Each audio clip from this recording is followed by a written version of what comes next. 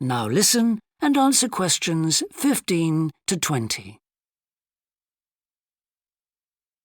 And now, moving on to the Central Park Playground, which we're pleased to announce has just won the Douglas Award for Safety. The news came through only last week.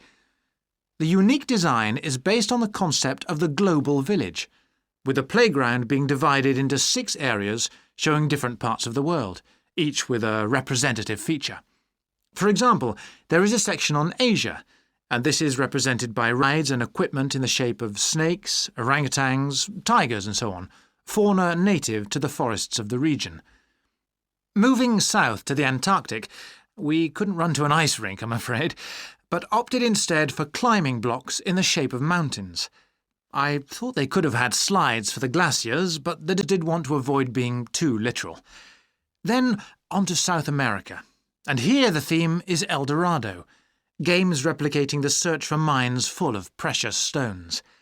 And then, moving up to North America, here there was considerable debate.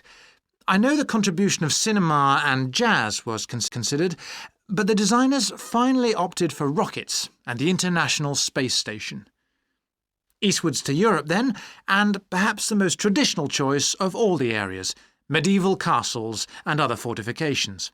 Then last but not least, moving south to Africa, and a whole set of wonderful mosaics and trails to represent the great rivers of this fascinating and varied continent.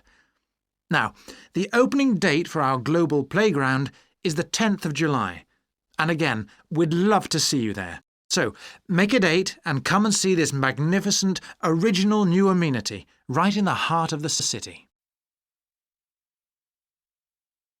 That is the end of section 2. You now have half a minute to check your answers.